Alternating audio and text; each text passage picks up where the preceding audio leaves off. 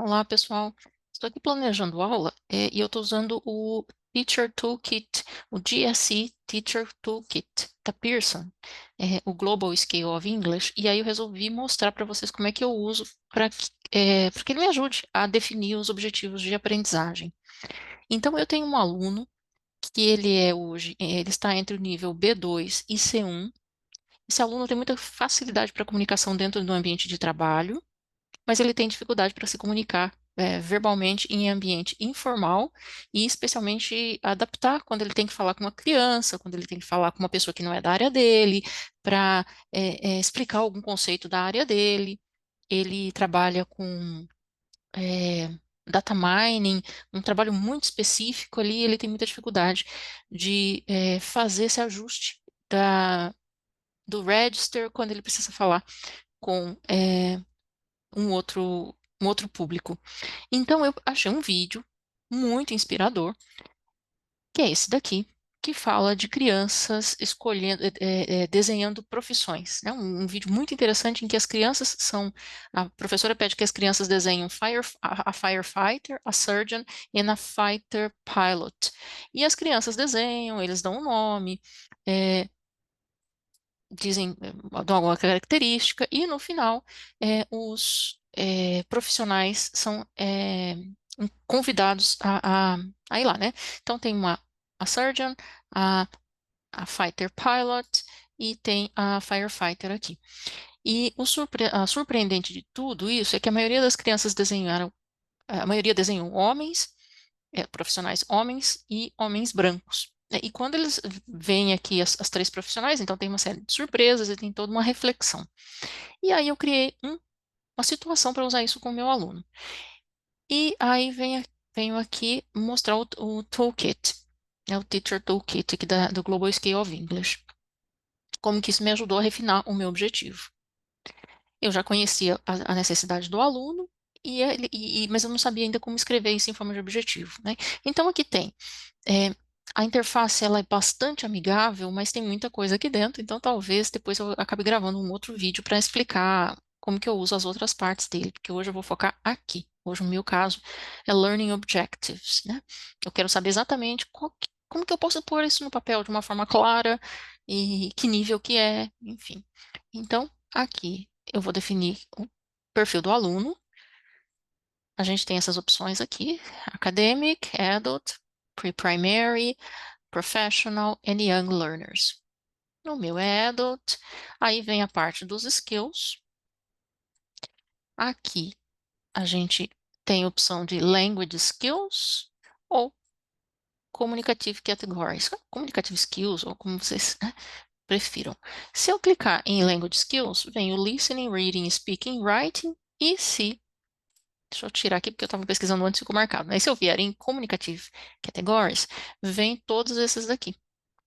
O que eu quero hoje, de acordo com o que eu já dei uma olhada antes de mostrar para vocês, é Mediation.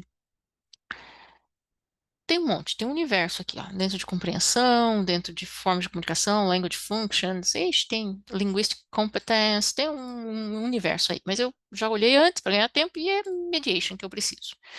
E nesse caso, para a situação que eu já vi antes aqui pesquisar, eu descobri que esse é o mais interessante, tá? É esse aqui, que seria Acting as Intermediary in Informal Situations with Friends and Colleagues. Então, vou selecionar esse. E tem mais um muito interessante também, que é simplificar o texto. Onde que está isso? Deixa eu achar aqui, ó. Strategies to Simplify a Text. Esses dois são exatamente aquilo que eu estou precisando. Então, eu vou lá no Choose. Se eu deixar aberto do jeito que está aqui, vamos ver o que que acontece. Ó. Show Results. Olha isso, gente. Veio aqui um total de 26 Learning Objectives, mas está faltando uma parte importante, que é vir aqui e selecionar o nível. Eu tinha dito que esse aluno, ele é B2, está mais ou menos por aqui, e ele é C1, mas eu não quero colocar tudo isso aqui de C1 não, porque nessa habilidade eu acho, assim, eu considero que ele não está lá no final não, ele está por aqui. Pelo que eu conheço dele, ele está meio que em cima da linha aqui. E aí sim, com setando tudo, né, configurando tudo ali, eu vou no Show Results e vamos ver o que que vem. Aí pronto, temos apenas três, né, sendo que os dois primeiros são o mesmo, né? Veio repetido aqui, que veio dentro de outra categoria, mas são exatamente é exatamente o mesmo.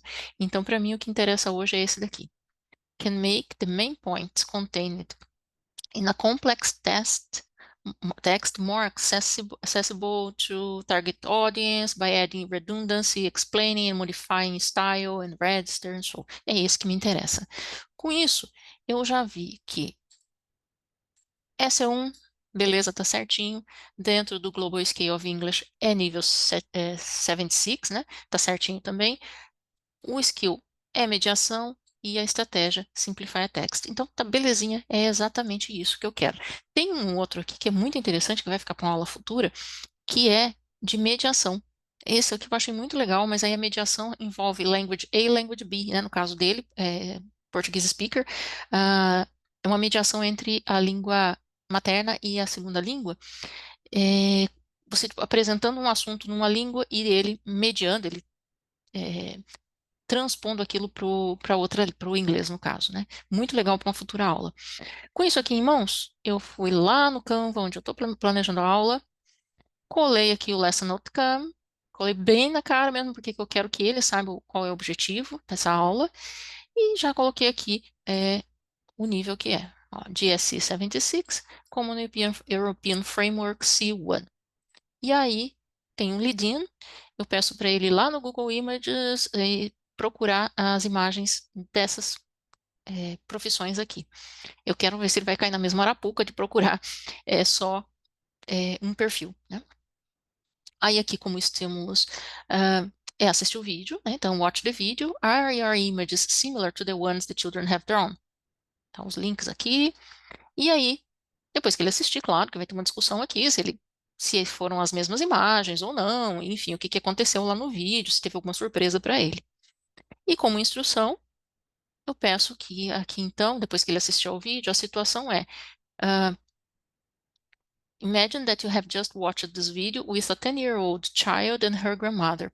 Both are a little confused about its message. They start to state their interpretations. You notice that both are not accurate. Your task is to summarize, adjust, and adapt the message from the video to help them better understand it. You can use examples, metaphors, paraphrase, etc. You will talk to both of them at the same time. E aí vem um momento muito importante, que às vezes a gente esquece dele, que é o thinking time, que às vezes a gente quer que o aluno já saia falando, né? E não é, ele precisa do tempo para preparar a fala. Então, aqui no Thinking Time, eu dei uma sugestão que ele organize as ideias dele em bullet points, ou mind maps, ou na lista, e isso eu tenho que dar alguns minutos para ele organizar a fala dele aí, né? Não sei, dependendo do seu aluno, 10 minutos, 5, 15, e aí vai variar do aluno e de quão profundo o assunto é, quão denso esse assunto é para ele adaptar. Aí vem o talking time. You have from 10 to 15 minutes to talk to both of them at the same time. Instrução bem clara, então tem que falar com as duas pessoas ao mesmo tempo. Aqui uma ideia, se for em grupo, né? Enquanto um aluno fala, o outro anota os vocabulários, as alternativas que ele fez de vocabulário e depois eles discutem quais são as palavras novas que um aprendeu com o outro.